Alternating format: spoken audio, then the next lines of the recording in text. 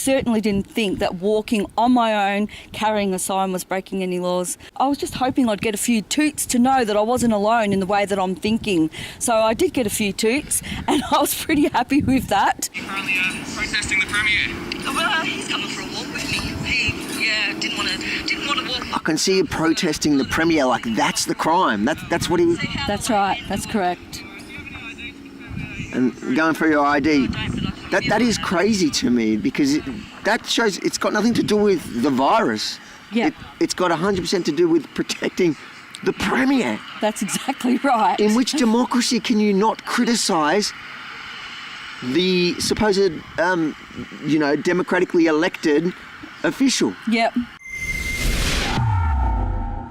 Today we have another outrageous fine that I need your help to crowdfund at fightthefines.com.au. This time, the state's victim is a Melbourne woman fined $1,652 for merely holding a sign while legally exercising alone.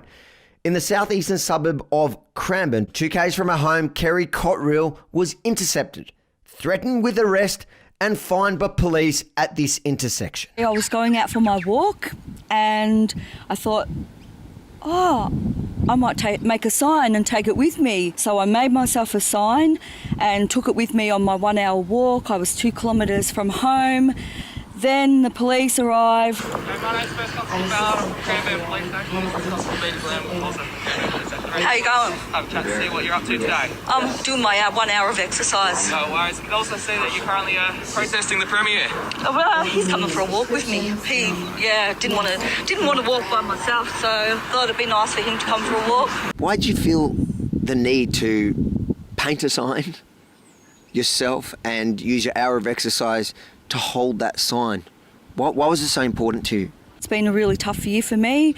I've lost both my parents this year. So my mum died right at the end of January, and I haven't been able to have support or give support to my 7 siblings. Also, my dad died in June. He was in hospital. First of all, he was in a nursing home, and then he went into palliative care. There were so many restrictions about us being able to visit, and on the last day of his life, virtually, we were restricted to 3 people. He has 8 children and a partner and 2 stepchildren. So we weren't able to all be there as a group to support my dad in his final hours. And I've also had a son that was in hospital for almost the entire 6 months. And he wasn't able to have visits for the majority of that period of time, and he has mental health issues, and they actually got worse over that period of time. So I felt that it was really important to get out there and get my message out there and to do it legally, and I felt like I wasn't doing anything wrong. Thanks for joining us again, Madeline, and thank you for taking on now Kerry's case. I guess I'm just going to ask, it sounds a little vain, I want you to make me feel better. Am I crazy to think that this case, am I crazy to be scared of this case, of the implications of what this case means? Kerry's case is extraordinary, and it's a case that has implications for all Australians, regardless of where they fall on the political spectrum. She's exercising, she's within her 5 kilometre radius, she's wearing a mask. But because she was carrying a sign, she was issued with a fine for conducting a protest. It's extraordinary. And what implications does it have, broader implications for Australians? Can you elaborate on that? Okay, so the Australian Constitution doesn't contain a Bill of Rights like they have in the United States, for example, but it does protect some rights. One of those is the right to freedom of communication. Essentially, the right to freedom of political communication is read into the Constitution because it is necessary for the workings of our democracy. Now, the freedom's not absolute. It is subject to limitations, but that's why this is such an important case. So there is absolutely a lot at stake here. It's not just me, is it? Well, like I said, Avi, it's a case that has implications for all Australians, your kids, your grandkids, and that's the case regardless of where they fall on the political spectrum. Thanks again for taking it on. We need you to fight this, and we'll keep up to date. We'll do this every time as this case progresses, and we'll get you to update everybody on what's going on with essentially, I guess, our future, isn't it? It is. There's a lot of work to do. Thank you, Madeline. Thanks. I just feel like they don't want anybody to be able to speak up against Daniel Andrews. So is it against the law for me to carry this with me, is it? You're clearly conducting a protest against Dan Andrews and the current restrictions.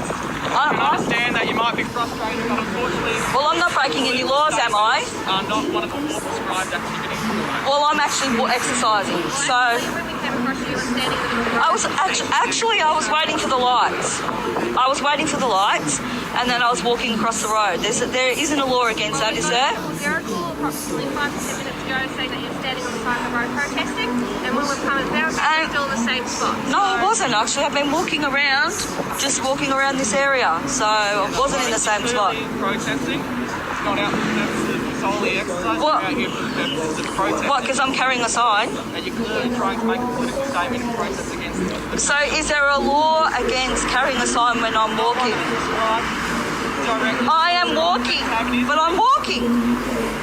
When I asked them what laws I was breaking, they weren't able to cite any. They just said I'd gone against the Chief Health Officer's advice. Which was what? That you can exercise. That I can exercise, that's right.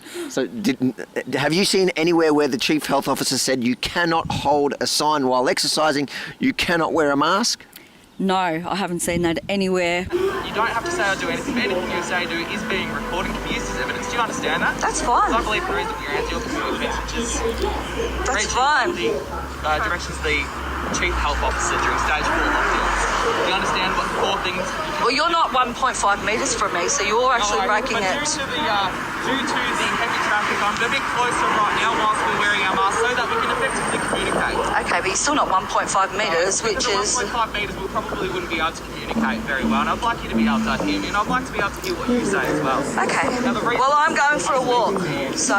You're clearly currently conducting a protest as opposed to boot with a picture of Daniel Andrews, and you've asked saying Dan wearing the cameo. That's okay. I'm allowed to wear this, aren't I? They keep telling us that protests are legal and you should do it in a legal fashion now, so online at home, or in your case, alone while doing your daily exercise.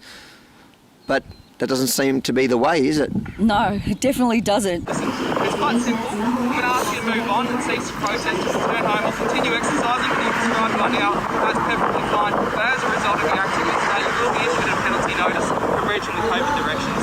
Can you afford to throw $1,652 at a fine? No, definitely not. Do you deserve a fine like that? No, definitely not. I didn't break any laws.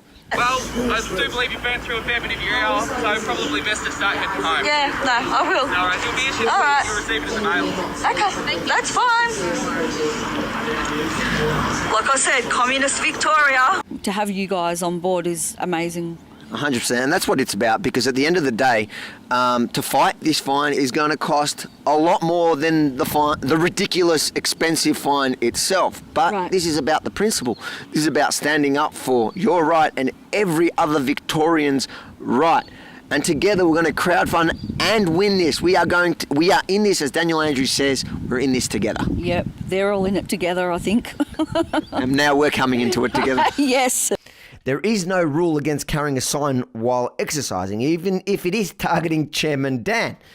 And that's precisely why we need your help to crowdfund her defence at fightthefines.com.au. I think everybody out there at home is going to want to support and get behind you, because you were clearly not breaking the law. Clearly. You were clearly trying to abide by their ludicrous directions. Yep. And still, just because you had a sign and you had "Ban Dan" on your mask, on the mask they say you have to wear, they gave you a $1,652 fine. It's really good to know that have your support and Rebel Media's support, but also that there's lawyers out there willing to take on the fight for all of Victoria, not just for me, but for everybody, because where's the end? I don't see an end in sight, and it seems that they make the rules up as they go. We're excited. Are you good? Ready for the fight? I'm ready. I'm more And do you than have a ready. message to people at home that are supporting, that want to support you? What's your message to them? Get behind us all. If you can donate to Rebel News, that would be awesome, because it takes money to fight this fight. But we're fighting for everybody. So if the more people that can get on board, and let's topple this dictator in court and let's beat him at his own game, basically. Well said. Beat him at his own game. Yep. If you love this idea to fight the fines down under as much as I do, make sure to hit the like button below and share the video far and wide, because you never know who on your friends or family list can benefit from this campaign or able to help us help others. Again, fightthefines.com.au, because, as you know, we're in this together.